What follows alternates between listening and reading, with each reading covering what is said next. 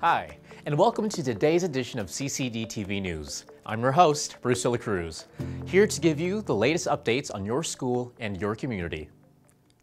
Conestoga College Institute of Technology and Advanced Learning will establish a high-tech pharmaceutical study center at the Kitchener-Dune campus, which has been funded by the generous donation of Toronto-based philanthropist Diane Blake. The Center for Pharmaceutical Studies gives students the chance to learn with cutting-edge laboratories equipped with the latest pharmaceutical instruments, tools, and infrastructure, which will open the door for hands-on learning. As healthcare continues to respond to demands, the role of pharmacy service providers is evolving. The provincial government has approved regulations that expand the scope of practice for pharmacists in Ontario to ensure patients have enhanced access to safe and quality healthcare, increasing the need for support in the industry. Conestoga is expected to launch pharmacy technician and assistant programs in the fall of 2024 to address the rising need for high-quality graduates. The school also plans to extend pharmacy-related programming to include postgraduate programs in pharmaceutical science, pharmaceutical discovery, and pharmacovigilance to support research and innovation.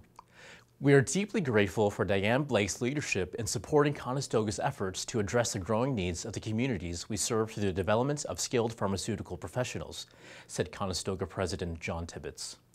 The investment in highly trained graduates will play a crucial role in the optimization of pharmacy service provision and new drug development to the ultimate benefit of patients and the healthcare system.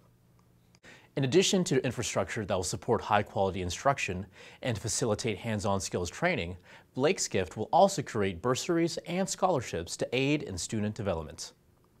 Education is key to the foundation of progress and provides opportunities for individuals to have successful careers, said Blake. This new Center for Pharmaceutical Studies at Conestoga College will address the critical skill shortages we are facing in healthcare. It will also improve healthcare accessibility and will result in better patient outcomes that will impact generations to come. The Center for Pharmaceutical Studies is expected to open in fall 2024. Students of the Robotics Automation program showed off their capstone projects in the 2023 Tech Showcase. From machines that create medical alert bracelets to machines that sort pills into their appropriate packaging, watch as the hard work and ingenuity of these bright students unfold in this highlight reel.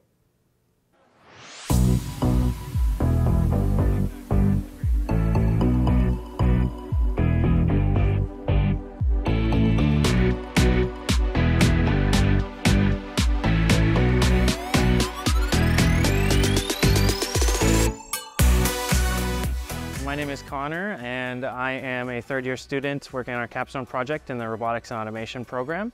I'm one of the co-leaders of QQV, and the cell that we have decided to make and the product that we're making in the cell is a medical alert bracelet. We'll be braiding paracord in the cell and engraving medical information onto a nameplate. So first we're going to stop over here at our braiding station. There's a plate in here with a little infinity symbol, and there'll be 3 spools here with paracord attached to them that will twirl around like this and braid the paracord up. Once the paracord is cut, the FANUC will take it and put it in that crimping station, and then it gets its nameplate and end crimps crimped onto it, and that's how we will tie the bracelet around our customer. We have our packaging station on the right side in the middle. The bracelet will get packed in little envelopes and then put on this conveyor here and come out of the cell to the customer with your engraved medical alert bracelet in it. This is our loading station, and then I guess lastly, I'll say this is our laser here in this box. Some of the challenges for our cell is with the laser. A lot has to do with safety. It is a 20-watt laser, not very powerful, but enough that if somebody is going to look at it, it will severely damage their eyes. Our solution to come up with that was if the laser enclosure is open whatsoever, we just cut power completely. That was a best solution in our case. As for why we chose the project, we wanted something that was going to be quite difficult, kind of unique, personalized, a little bit showmanship, a little bit impressing members of the industry, but also something that it would be feasible for us to do within the very short timeline. We came up with the personally engraved bracelets. The current plan is for them to be medical bracelets, medical alert bracelets. Nobody wants to be in a bad situation where they need one and they don't have one. We will have members of the industry coming in and we can say, okay, come up to them, bring them up onto the HMI, say, hey, what is your name? What company do you work for? Enter it in on them. I would be impressed with that personally. And we'll probably make some for our own group as well, all the group members, and remember it a couple of years down the line. Nice physical object that will stand the test of time. A good memory for all of us.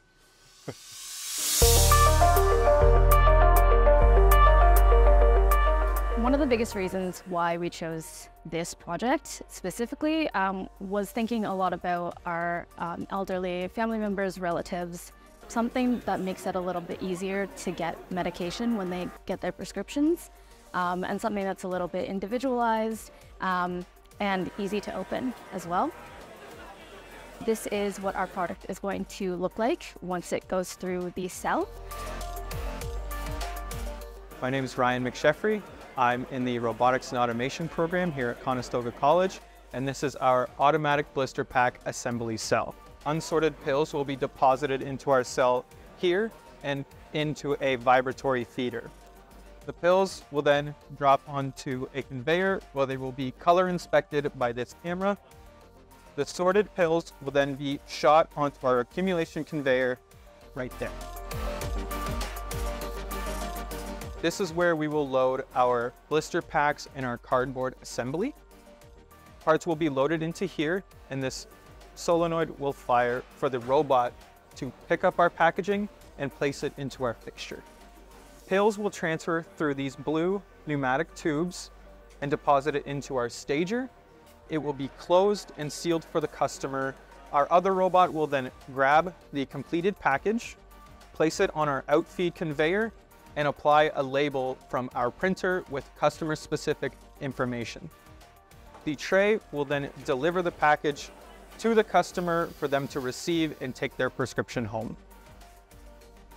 Some of the biggest challenges we found were some of our ideas of transferring the pills from one station to the other. Thankfully, we had a lot of backup ideas and we planned throughout our design preparation. So we had a really good idea of where to fall back in when we hit those roadblocks. We've learned a lot and we've been able to really implement all the things that we've learned throughout our program into a really successful and functional project cell.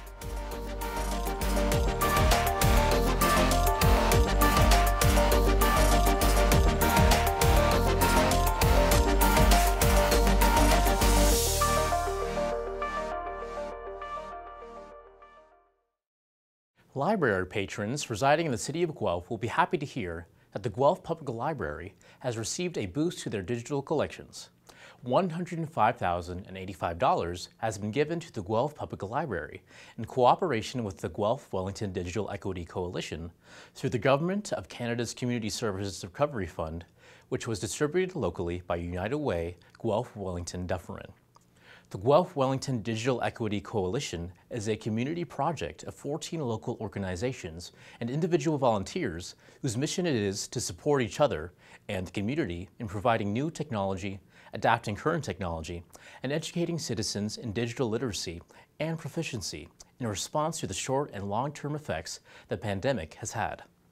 In collaboration with the Guelph Wellington Digital Equity Coalition, otherwise known as the GWDEC, the library will be able to hire a dedicated 6-month digital equity assistant position to help the GWDEC define and carry out solutions to increase digital access across the community, develop a new digital skill building collection to provide community members in need of access to digital devices and learning opportunities through the GWDEC, and assist in the creation of digital skill building programs and provide training and instruction to coalition members or their clients through the library. The Community Services Recovery Fund is a $400 million investment made by the Government of Canada to help community service organizations adapt to the pandemic and post-pandemic environment. Organizations that are eligible include charities, nonprofits, Indigenous governing bodies, and libraries. The projects supported by the Government of Canada through the Community Services Recovery Fund demonstrate that we are a caring and compassionate society that values the well-being of all its members. It is heartening to see the compassion and empathy of our citizens as they give back to those in need. Projects like the Guelph Public Library and the Guelph Wellington Digital Equity Coalition are a testament to the power of our collective action and our ability to come together to make a positive difference in the world. I am confident that together we can make a meaningful impact on the lives of those in Guelph, Ontario. Jenna Sudds, Minister of Families, Children and Social Development. With winter in full swing, the City of Brantford is nurturing goodwill in its community and a chance to build relationships through this program. Brantford's Community Skate Exchange is back and is helping provide residents with gently used ice skates to enjoy the winter season through some time on the ice. Residents are invited to donate, exchange, and pick up a free pair of gently used ice skates. Each Wednesday from January 10th to February 14th, 2024, from 3 p.m. to 6 p.m., the Community Skate Exchange program takes place at the Harmony Square main office, located at 89 Dalhousie Street. If you live in Brantford and need a pair of ice skates, or looking to exchange your old ones for a new size, you are most welcome to attend. For more information, visit brantford.ca/skateexchange. Are you what some might call a trivia junkie? Maybe you want to impress some friends with your obscure knowledge on Star Trek. Well, this is your chance. Starting January 16th, CSI will be hosting lunchtime trivia across multiple campuses every Tuesday this semester from 11 a.m. to 12 p.m. Check out the CSI events calendar to find out where your campus's trivia will take place. If you've been missing being on the golf green this winter, CSI has provided a way for you to scratch that itch. On January 16th from 11 a.m. to 12 p.m., check out the state-of-the-art golf simulator at the Reuters campus cafeteria. There, you'll be able to tee off virtually and even receive a free golf ball just for showing up. Can't make it? Not to worry. Check out the CSI events calendar to find more dates for this terrific event. Did you know that as a Conestoga student, you have access to insurance plans for health and legal coverage? Depending on your own situation, you may require the use of each coverage plan. Now you may be wondering, how do I know what plan is best for me?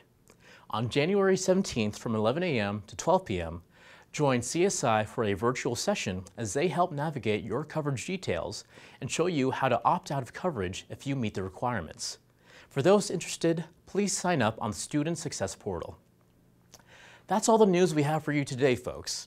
Thank you so much for tuning in.